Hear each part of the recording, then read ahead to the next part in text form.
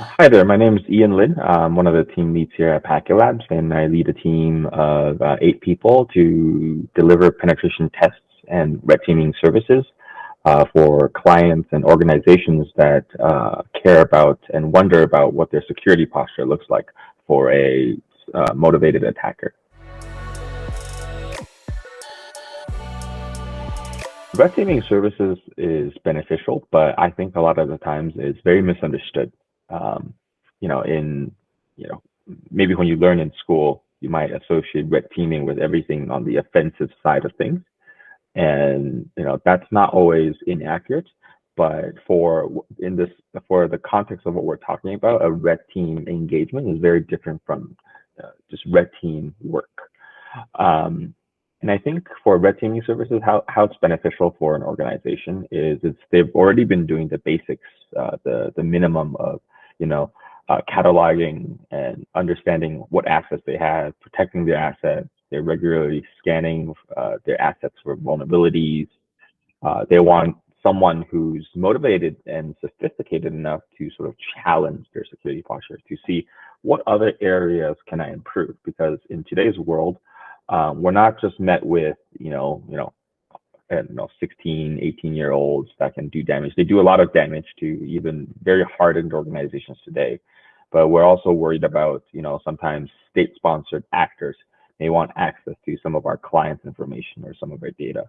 So it's very important for us to do red team engagement for the organizations and the clients that are ready. And the really big point of red team is to help improve the blue team, because there's no red team without the blue team. There's a saying that goes like that. The red team is there to challenge, educate, and improve the blue team, who are the people that are on the defensive side of the information security fields.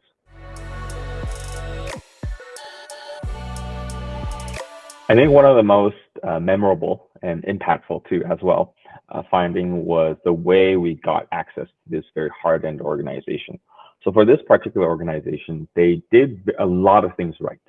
So, even if you got a password via phishing, they had multi-factor authentication. And in order to go past that multi-factor authentication, they need to do something called conditional access. That kind of sort of controls, like, oh, if this user has been logging in from Canada all this time and suddenly another country, they start logging in from another country, it would block them because this is not normal behavior.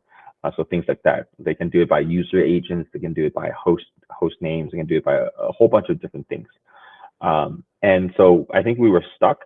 So we decided to evaluate and assess their risk for someone just walking into the office.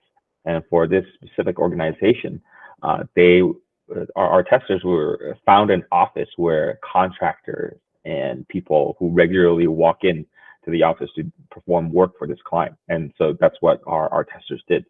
And the first time they got in, they took over an entire conference room. They made themselves coffee.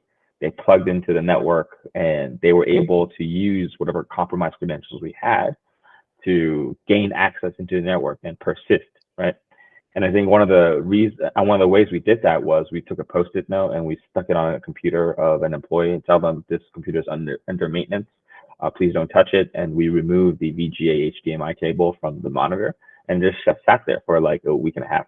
And we were able to have access to this machine throughout that entire time frame.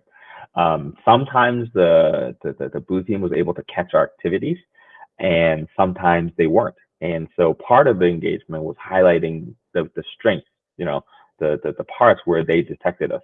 And parts of the engagement was also highlighting the gaps and why the gaps were missed, and what the analysts, the detection analysts, can do to catch these kinds of activity in the future.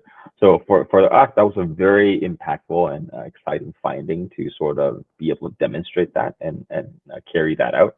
But for the blue team, they also found tremendous value because they now understand, hey, yeah, we never really looked at this office where all of our contractors can walk in without signing in.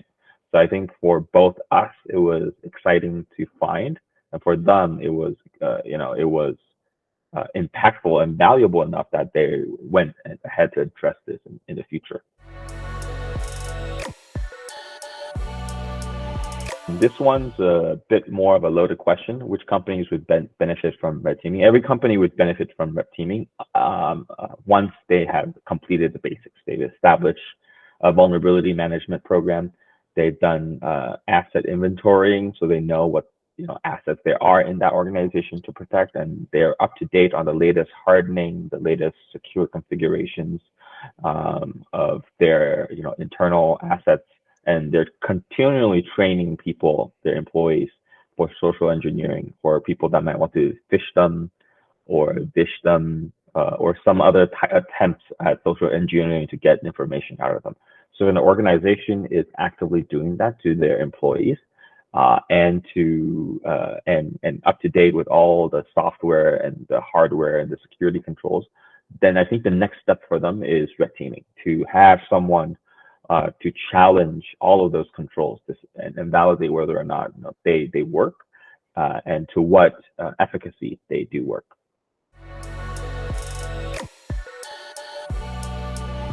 What makes Packetlabs different?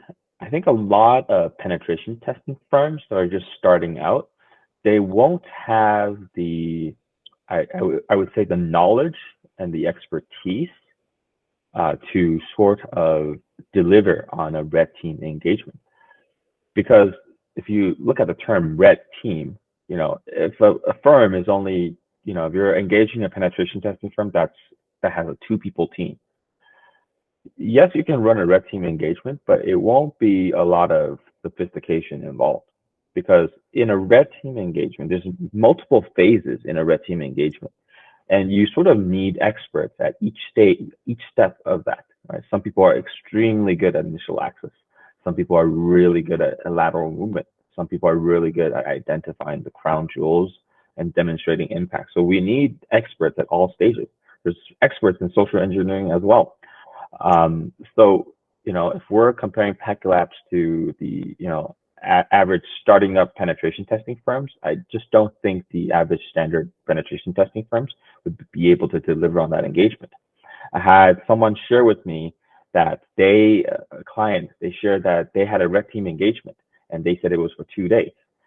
It's almost impossible to get a 2-day red team engagement done because penetration testing takes even longer than that. Red team engagement runs for much longer than days, much longer than a week or 2 weeks. So I think for some of the other firms out there, they may not understand what red teaming is all about. At the same time, there's also many established firms that have been in this game for decades.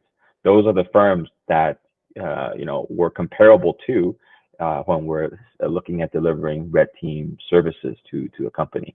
You want to look at a company that has a good standing with other clients and has a past history of valuable delivery, and that's really what you want to look for in a red team. You also want to see their process. A lot of the times, red teaming is very unregulated.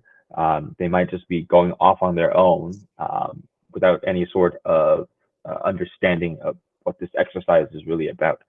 On the one hand, it's not that you need to bypass all the controls to do a red team. That won't be valuable to the client, because if you're able to bypass everything, it means they have no security measures in place, or you're simply just too advanced for their strategies to even catch up. But you also don't want to be the one that gets caught by everything. It just means you're unsophisticated. So having that right balance is something I think that Packetlabs testers and the Packetlabs philosophy really embodies and really understands.